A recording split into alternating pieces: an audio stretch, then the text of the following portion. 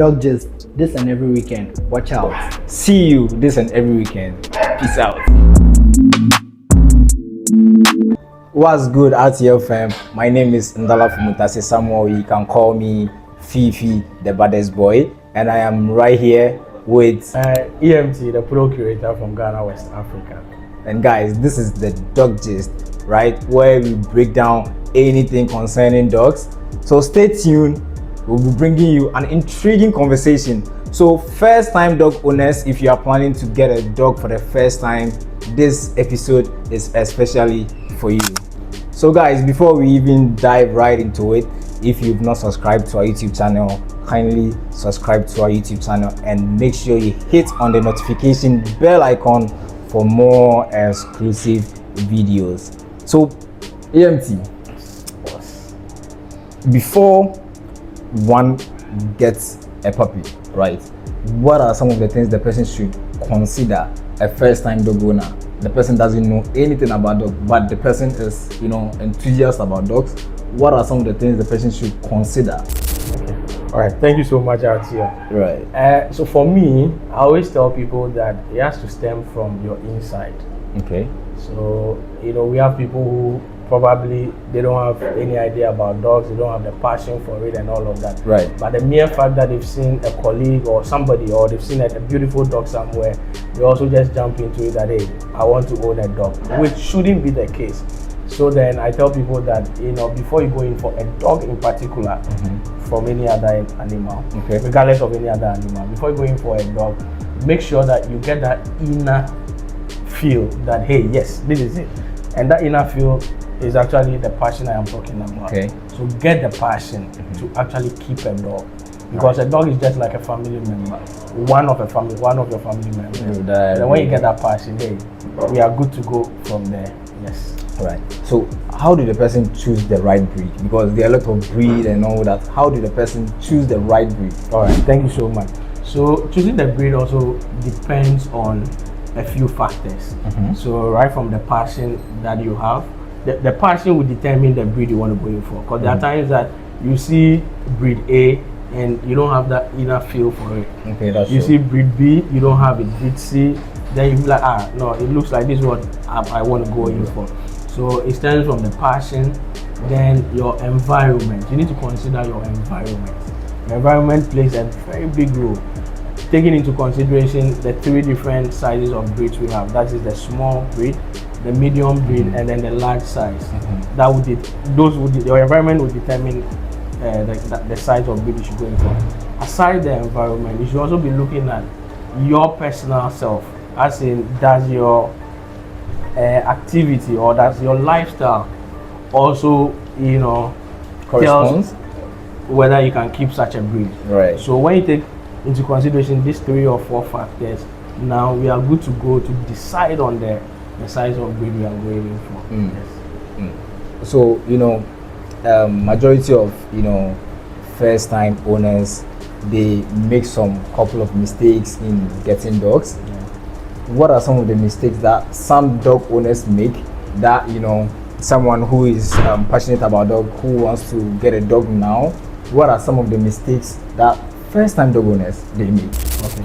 All right. So a lot of mistakes first time pet owners make when acquiring pets, but I think we'll look at a couple of them and see. Breed research is one of them. Now the internet is so common and available that you can just go online and search on the breeds that we have. Right.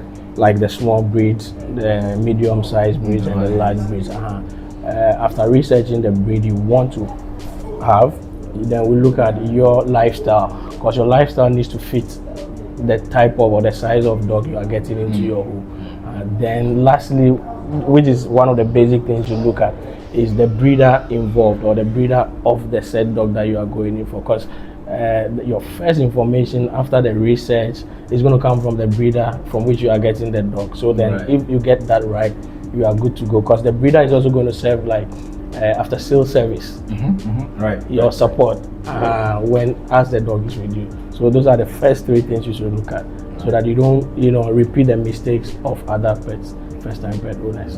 So you feel like this is all due to negligence? exactly, and lack of the right information. Yeah. What are some of the signs that a new dog owner, someone who doesn't know anything about dogs, how does the person get to know that this particular dog is a healthy dog? Aside the dog jumping and all that, how do the person know I am acquiring a healthy dog? All right. So let me start from here. Elsewhere, there are series of lab tests that a breeder of a particular dog runs on the dog. Right. That comes with a certificate at the end of the day from a registered laboratory or a registered veterinary clinic that shows that this puppy you are getting, It's fit. Or the lab will tell you that the dog you are taking home is okay, and your breeder should also be the one to give you that information because he is actually living with parents or the lineage of that particular puppy. So from grandparents, from great grandparents, the parents themselves. Right. So that should be able to tell you that, or the breeder should be able to tell you that, okay, this dog I'm giving to you, these are some of the things you should look out for when you take it home. Right. Probably the grandparents have epilepsy. Okay. So it's likely that it will repeat in the puppy. Exactly. Right. So they are the right people to give you the right information as to the dog. Like you said earlier on, puppies are jumpy, they are playful, they are sociable. So then for you, the pet owner, you see them to be okay. Right. But without the breeder or the breeder's veterinary doctor telling you that this is it, you don't have the right information. Right. And some people do get scammed when they are acquiring a puppy. Exactly. What are some of the red flags that dog enthusiasts, first dog owners should watch out for? Okay. So when you come into the dog industry or the canine industry, you find breeders in there. You find middlemen in there. You find Gary's. Exactly. Highlighted. You find puppy agents in there. Right. And let's go back to where I said the research. The first time owner should be able to actually go online and query the internet. Look out for breeders. When you type breeders of a particular breed in Ghana, the internet should be, or Google should be able to actually pull all that out for you to see. Right. Talk to or walk into the nearest veterinary clinic and talk to the in charge. I want to acquire such a breed. Can you educate me on it? Right. That veterinary doctor should also be able to tell you, because they know the breeders of that particular breed. Right. They should be able to point fingers at them and be like, okay, this and this and that. You can also walk to Veterinary Council of Ghana because they have a whole registry of breeders in their catalog. Right. So they should be able to tell you that, okay, you can go to this breeder, you can go to this breeder. But because of time or time constraints, you won't be able to walk to the Veterinary Council of Ghana. Right. The next nearest place is your veterinary clinic. Right. So the doctor there or workers there should be able to, because we as breeders, we walk in there every day, so they know the faces. They know the people who are doing the small size dogs. They know the people who are doing the medium and the large size dogs. So they should be able to tell you that this is it. And then there many a times we don't get to the right breeders, so we meet the middlemen. And I tell people that yes, middlemen also needs to make their money. Exactly. But when you meet them, tell them that, listen, I know you are also in for business, right? But please walk me to the breeder, him or herself. Right. Let me talk to him. Forget about how much I'll be thinking that you are making. Let me talk to the person. Right. There are some middlemen or agents, puppy agents, who are also abreast with information, so they are able to, I serve as a breeder, I serve as a puppy agent. So then even if I am selling a Rottweiler from a different breeder to a first time owner, because I am abreast with information, I'm able to give the right information. Right. So then first time puppy owners should make sure if it's a middleman, it's a red flag for me. If it's a puppy agent, it's a red flag for me. If they won't be able to give you the right information, that's the first point of red flag. Right. You should. Right. And then the second one is those who stand by the roadside to sell puppies. That one is a bigger one. Do not buy puppy from the roadside. Right. If you do, you don't even have an idea what you are taking home. Right. It's likely you are taking a mad puppy home. That's true. It's very necessary. That's true. it's likely you are taking a mad puppy home. So Because then you don't know where the puppy is coming from. exactly, the you parents don't know and the all that. blood. So we call it bloodline. Right. The lineage is a bloodline. You don't know the bloodline from which you are getting the puppy from. So then, if you are buying from the roadside without seeing the parents, without seeing the grandparents, without seeing the great grandparents, it means you have no idea what you are taking home. You know, some people buy Rottweilers as puppies, and the puppies They will grow up, and they they- tend to be Dobermans. Exactly. Right. Because people usually will mix a Rottweiler to a Doberman because they have the same markings. Exactly, the black and tan. Exactly. So then they grow up now. You bought a Rottweiler though, but now you have a Doberman at home, and it's not like it's not like it's a good Doberman, but it's something not. Else. You understand? That's crazy. That's crazy. For me, like this, when people are getting puppies from me, Yeah. they be like, "Oh, can I give the puppy Tiozafi? Can I give the puppy fufu? Can the puppy Our eat home, garri?" our human food. Right, Yeah, right. So, yeah. what are some of the human foods that is consumable by dogs, and what are some that are not? Okay, so mostly because I own a pet shop, when you tell people, like the question you are asking me, when I list or I give them the list of things, human food that they are not supposed to give to their puppies, the first thing they will tell you that, but Ensunya Meye has been on this food for the past Right. 100 And they are years, but surviving. it's still surviving. Right. And I tell them that, not that I tell them, I ask them that, do you survive the very first time, or is it everybody who goes to like Europe or the Americas or the Asia and then they're able to survive? No. The same way the Westerners come here and they find it difficult at the beginning. Right. It takes them time to actually adjust to our system. Right. So you can give Ensunya Meye whatever. You and I, we don't have even Veterinary Council of Ghana. They don't even have records on Ensunya Meye in this country. That's true. That's So true. as to mortality rate, as to health implications, they have no idea. idea. The ones we have data on are the foreign ones. So then we are able to talk about them. So we leave Ensunya Meye out and we talk about these foreign ones. So yes, you can give them the human food, but one, you are actually tampering with their lifespan. Right. You are also introducing a lot of illness to them. Some people, there are many a times some clients will call me, I had chocolate, so I'm giving it to my dog. No. If you tell them no, they'll tell you, oh, no. Chocolate is one thing you shouldn't feed your dog. Okay. Because there are times people feed chocolate, they'll tell you, my dog is vomiting. My dog is having loose stools or bloody stool. But when you tell them that it's a chocolate that is causing it, they tend to, they'll tell, but I ate it myself and I'm not, experiencing that. But this is a dog. He has a different anatomy altogether. Even though sometimes we are able to say that dogs have the same anatomy as human beings. Right. But it's a bit different. So then they'll experience some kind of complications. So chocolate is not good. Spices, human spices, we shouldn't also give it to them. But mostly we give it to them. Right. Somebody tell you my dog is weak, my dog is suffering from seizures and all of that. It's all about these spices that we give to them. Right. There are some fruits we shouldn't give them. The berries, the berry family, we are not supposed to give it to our dogs. Right. Those are some of the things you don't give. Guys, if you are just chancing on this video, my name is Ndala from Mutase Samuel. You can call me, you already know, Fifi, the baddest boy, and this is the Dog Gist with EMT, the Poodle creator.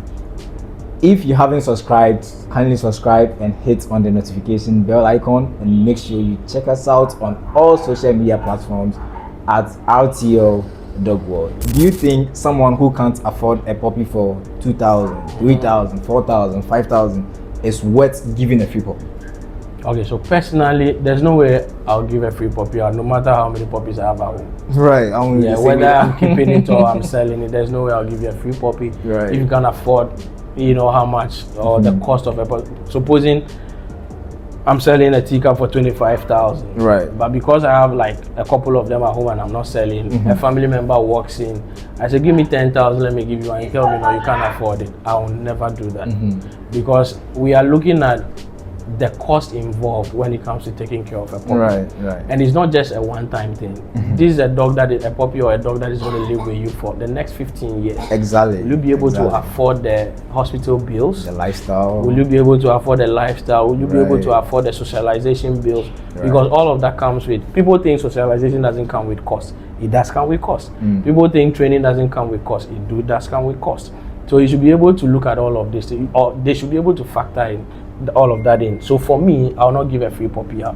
Most people give puppies out for free, and at the end of the day, you see or you find those puppies on the streets of Accra, which shouldn't be the case. Right. So then, if someone cannot afford 2,000, do not give that puppy to the person for free. Yes, there are some families who you sometimes give puppies to them, and you know that, oh, this is a wealthy family. No matter what, they can care for them. Right. But that you find out that wealthy family, the dog you gifted them, now they can't even afford the bills. It's not like they don't have money. So if you can recall it, I talked about passion. Right. If you don't have that passion, when your dog is sick, you find it difficult actually sending the dog to the hospital. Because suppose a dog in a wealthy home has tick fever, 3 days treatment at a reputable veterinary clinic, it's like 2,000 plus. Right.